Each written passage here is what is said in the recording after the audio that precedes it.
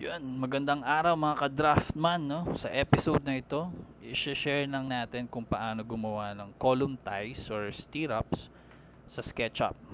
Okay, so welcome to Pinoy Construct Ideas. Okay guys, so syempre ito yung gagayahin natin. So merong 135 degree or bale, no, sa ties natin, sa column, sa poste natin. So, hanap tayo ng reference, no? Ito yung gagawin nating reference. So, isang 450 by 450 na column. Then may concrete cover siya na 40 mm, no? So, ito 'yon. Okay? So, kailangan lang natin kasi sa SketchUp, kailangan natin makuha yung radius, no? Yung radius ng curve natin. So, sa center, okay? So ito yung ating 10 mm na bakal, okay? Then meron tayong 20 mm na vertical bar, okay? So kukunin ko lang tong distance na to, okay? Tong distance na to from the center nung vertical bar natin papunta dito sa center nung ating ties. Okay, which is 0.015. Okay, so 0.015 yan. So, pagkatapos mo makuha yun, pwede na tayong pumunta sa SketchUp.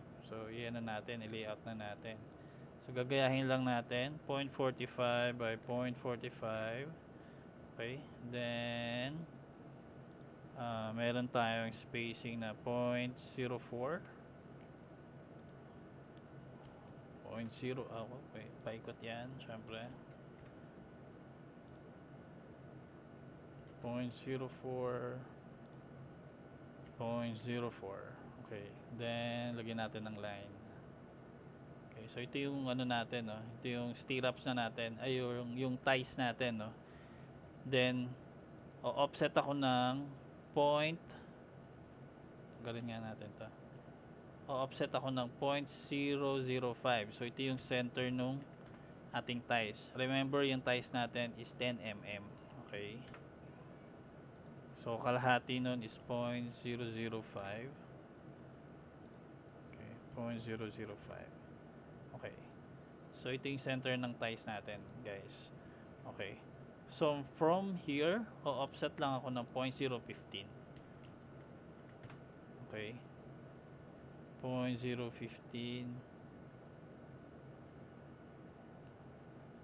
Ilagay muna natin ng line yan para hindi tayo malito. Okay. Okay, then from there offset ako ng 0.015 ulit. Okay, 0.015. Okay, then pwede na natin makuha yung kurba nitong ating mga corners, no? So gagamit ako ng 3-point arc. Okay, basta pag nakita niyo yung magenta na kulay, yun na yun. Okay, okay, so gawin lang natin sa 4 corners yan. Paikot. Okay, check mic. Yun. Okay. So ngayon, natapos na tayo, no? Gawin na natin yung 135, no? 135 bend. Okay, offset ako ulit ng 0.0. Okay, 0.015. Okay, offset ako isa pa. 0.015. Okay, then gagamit ako ng 3-point arc. Okay, ay no, 2-point arc. Okay, then gawa ka ng line, okay, dito sa center itong arc na ginawa mo. Okay, pag nakita mo yung magenta, tama yung direction na ginagawa mo. Okay, then tanggalin ko tong kalahati tsaka ito. So ito na yung 135 bend natin. Okay, so ngayon kailangan ko tong itaas, no? So tatanggalin ko lang to kasi pag tinaas ko to, sasama tong line na to, eh. Okay, so Puputulin ko lang siya dito. Okay? Then itataas natin to kasi 'di ba yung isang side nito is naka 135 din. So okay, tatanggalin ko din tong curve na to. Okay. Tama ba? Hindi, itong line na lang pala nito. Yan. Then gagawa ko ng line pataas. Nakikita ko yung blue line, so ibig sabihin nasa blue axis ako. Offset lang ako ng 0.01. Okay. Then ito, pwede ko na siyang i-select. Then itataas ko ng 0.01. Okay. Tapos yung broken line natin kanina, ito, idudugtong ko siya dito. Okay. Then ito pwede ko nang tanggalin. Then itong ito idediretso ko lang, gagawin ko lang yung kanina, no? 2-point arc ulit. 3-point arc. Okay. Magenta, okay. Then offset ako ulit na 0.015. 0.015.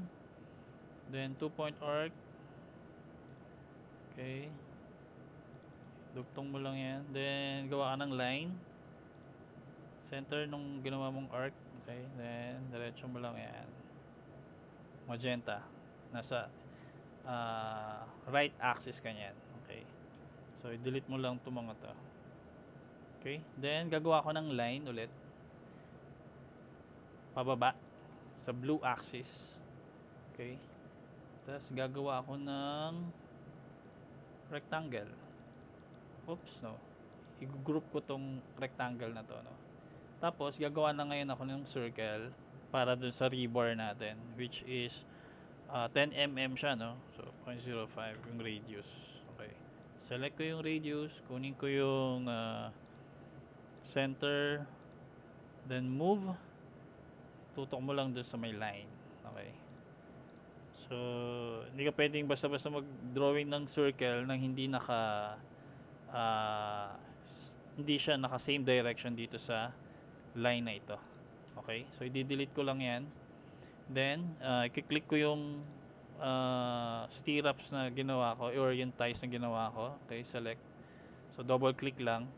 Then select mo rin tong circle na ginawa mo. Then punta ka sa tools. Click mo yung follow me. Okay, then wala. Okay, so ito na. Ito na yung ating stirrups. Okay. Oops, sorry. Hindi pa sinagad. Okay, then yan na lang natin. Okay.